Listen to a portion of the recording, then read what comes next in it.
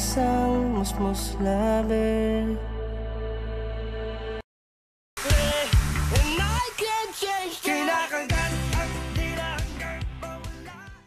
Si Josh ay talaga namang certified charismatic eh.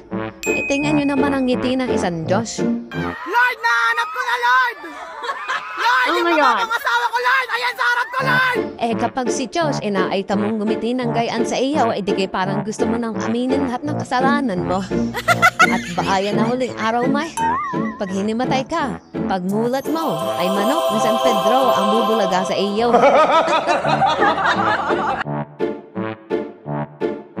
Oh, ay are pa, kapag tumingin yan, naku po, Rude, ay parang ikaw lang at ako sa buong Araneta. Ay kahit pa nasa general admission ka at 200 million hayo, ay dalulong malala. Ay ito ang patunay na ang mukha ni Josh ay hindi lang pogi privilege ka, pogi. Pugi with benefits, pampakilig, pampatawa at pampabuhay ng aluluha ng 18.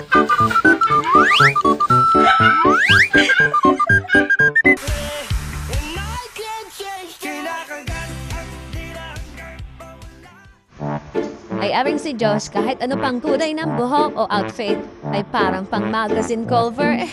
Talaga namang pwede nang gawing wallpaper sa sala. Ay panis kayo diyan. Sorry na lang yung iba dyan. Si Josh kahit naka-oversized shirt at chain mukhang laging work ng limited edition. Yung iba dyan ay parang buy one take one sa ukay eh. Awa ko ah. So, jacket, Amir shirt, Acne Studios, Balenciaga boots, Balenciaga. Describe your fashion style with one word. Elevated.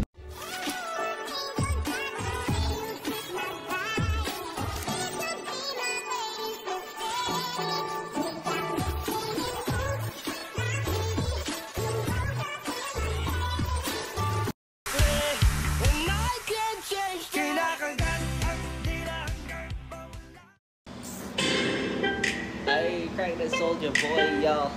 Yo. JC.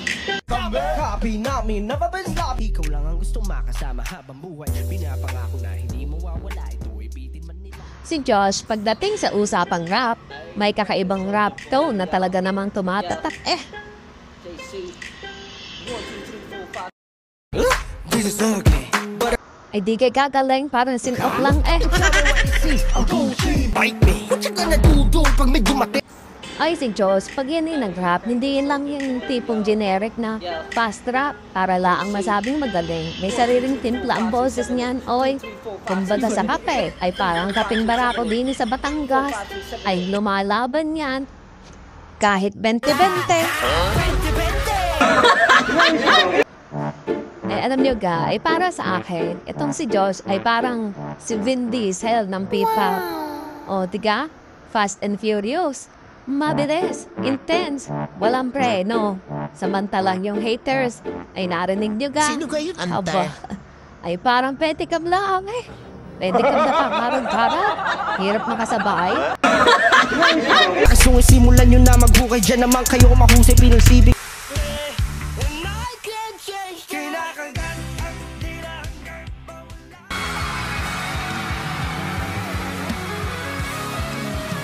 Kapag si Josh ay nasa stage, may sariling suwad na parang sinilang na may background music eh. Yung galaw niyan, abay hindi lang basta sayaw, angas ang choreography. At syempre, crowd commander yan. Gulat ko kay Josh taas palang tumalon eh. General yan ng concert. Abay bakit hindi? Lahat ay sumusunod diyan. Kasi isa lang ang batas.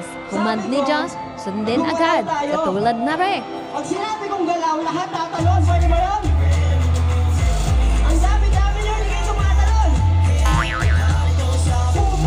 Nadalik niyo si Josh, kayo wag tutulog-tulog sa pansitan. Ay pag sinabi ni Josh talon, talon. Ayan, di kayo kasaya. Wari ko yung mga top wifey ni Josh. Pag si Josh ang nag-utaws, hindi kailang maaaring hindi tatalon. Ay lilipad pa yan kung kakayanin. 1, 2, 3, jump! Pag sinabi kong talon, At syempre, ang trademark ni Josh, yung water splash moment. Ay hindi lang yan basta umiinom ng tubig. Abay ginagawa pa niya special effect. Katulad na Ray. Ay isang buhos lang, 18, instantly baptized.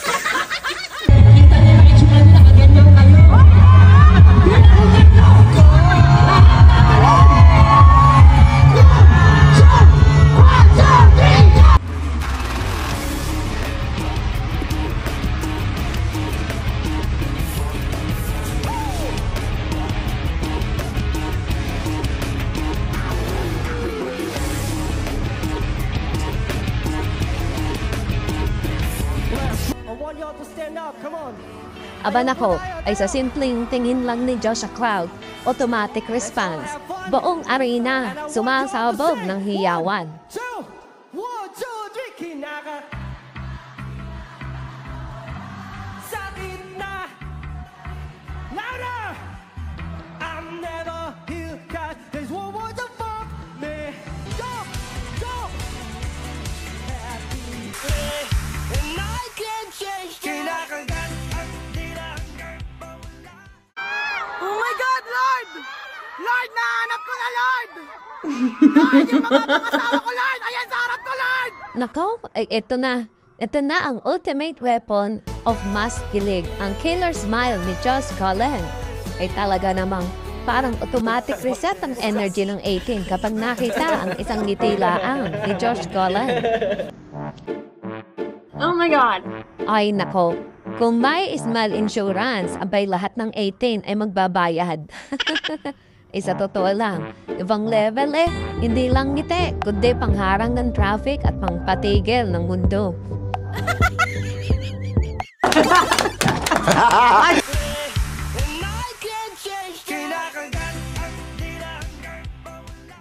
Alam mo yung realization ko nga dyan, you won't be able to control everything. Pagdating sa interviews, si Josh hindi lang basta sumasagot para matapos. May laman at hugot palagi. Yung tipong kahit simpleng tanong, nagiging life lesson na. Kaya naman, siya si Mr. Real Talk. Kapag tungkol sa struggles, hindi siya natatakot magsabi ng totoo. Kapag tungkol sa success, lagi may humility at pasasalamat. Alam mo yung realization ko nga dyan, you won't be able to control everything. Kahit anong sabihin natin, hindi talaga fair ang mundo. Parang kahit balik-balik na rin natin, hindi magiging fair ang mundo ever. So, kung ano yung mga bagay na hindi mo makokontrol, let it be. And galawin mo yung mga bagay na kaya mong kontrolin. Talk to myself. I always tell myself na, or remind myself na, tao lang tayo lahat. Kahit may kaya akong gawin na hindi kaya gawin ng iba, meron na namang kaya gawin ng iba, hindi ko kaya gawin. Hindi pwedeng ako lang, hindi pwedeng ano. Ayoko sabi ko ayoko magkaroon ng regrets sa buhay ko. Na ayokong pagtanda ako, sasabihin ko, sana pala, tinodo ko na during this time, huli na pala yun. Di ba? Ayoko nang ganun. So parang, di ba maubos basta naibigay ko lahat? Yun, exactly. Yung nasulat ko nga yun sa no control, verse ko, yung parang sabi ko doon, dudurugin ng damdamin kung kailangan. Uubusin ng sarili alang-alang. Yeah. Para sa pangarap, bawal na pigilan. So, Myself na hindi ko sisirain yung sarili ko. Never destroy yourself, sabi ko nga. Look forward for the days na better days will come, Josh. Kumapit ka. And I feel like nagawa ko naman siya successfully. You're not building yourself for other people, but you're building yourself for yourself. Yeah. And for the important people around you. Kasi sila yung aalagaan mo in the future, di ba? Yung parang, kapag nabuo mo yung sarili mo na ganito, most probably, yung mga tao din na inaalagaan ko will follow. At the same time, yung parang talagang make sure mo na pagtanda ko, alam ko, responsable ako.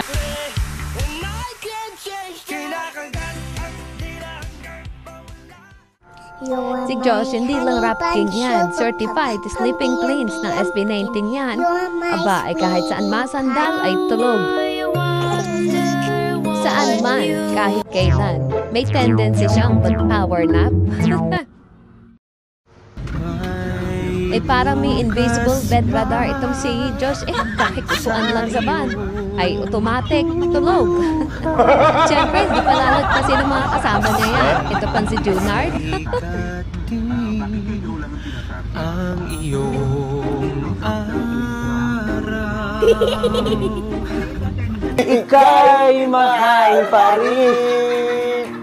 At kung sakali na muling magkita at malaman na mayroon pang pag-asa, ngunit muli sa'yo na aminin, puso natin, puso ang magpasya. Ako'y isang imong Adarna, napagaling ko ang hari.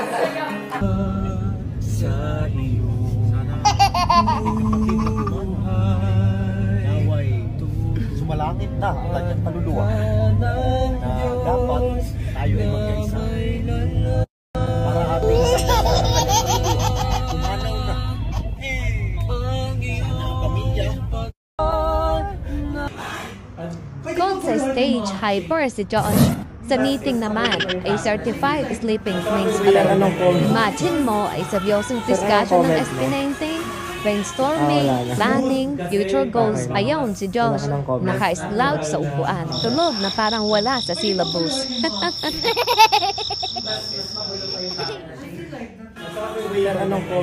Pero wag ka, ay kahit tulog yan, ay pogi pa rin. At 18 knows that pag si Josh natulog sa meeting, hindi boredom yon, kundi pogi, privilege. Kahit absent sa discussion, present pa rin sa puso ng fans. Kaya tanong lang, sa sobrang tulog niya, baka yung comeback concept nila, secretly inspired by Josh Stream.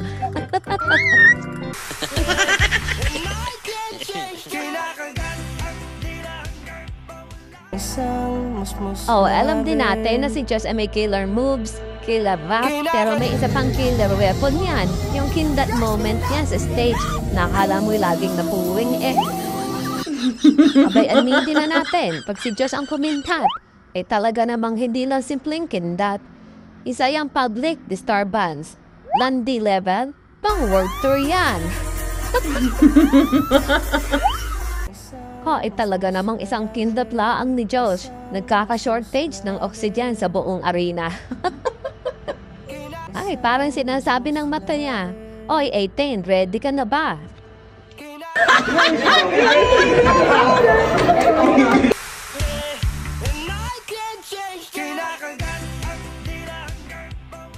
Ito pa isang favorite ng 18, ang pagiging prank magnet ni Josh. Naku po, lagi na yung bunot na bunot pagdating sa mga prank.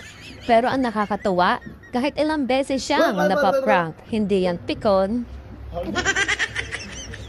Lagi pa yan unang tatawa, laging tuwang-tuwa sa kaloohan niya. Iba talaga si Josh. Yung iba, pag prank mo ng 2 beses, galit na. Pero si Josh, kahit ilang prank, game pa rin.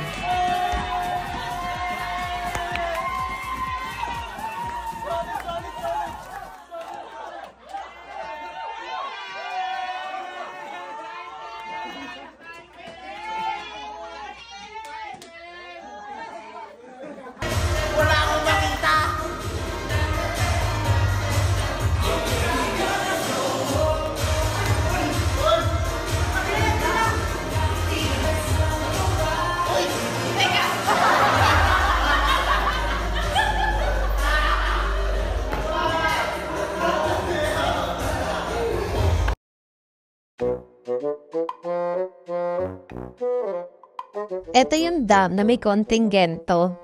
Feel na feel pa man din ni Josh ang steps. Ay, utas da si Ken sa likod. Wala siya, mabagal siya, mabagal na. Okay. Ay, wait lang. Kanan ka ba kaliwa? Kanan. Ay, dapat kanan yung pang susunod. Okay.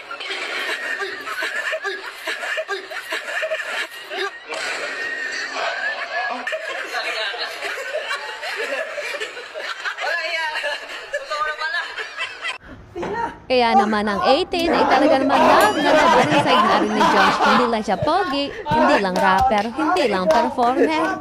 Ay siya rin yung tao na kahit laging ginagawang asar ng tropa. Siya pa rin ang good vibes machine. Ano?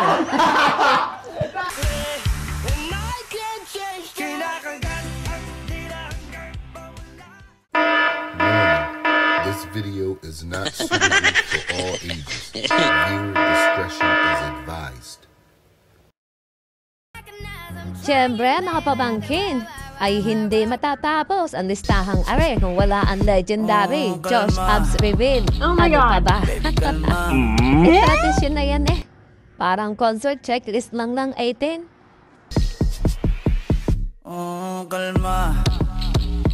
Baby, kalma. Talaga namang panagtanggal ng short si Josh on the stage. Automatic. May collective scream na mas malakas pa sa speaker. Yung tipo kahit wala ka boses buong concert, biglang bumabalik pag nakita mo yung abs at sound. Ano yan? Miracle healing?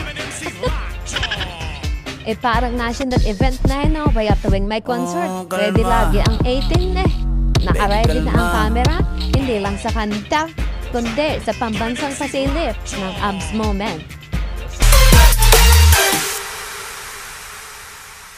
And ayan, mga ka-18, mga pamangkin, tapos na ang ating Josh Top 10 Favorites. Grabe, ang dami talagang moments ni Josh na paborito natin lahat.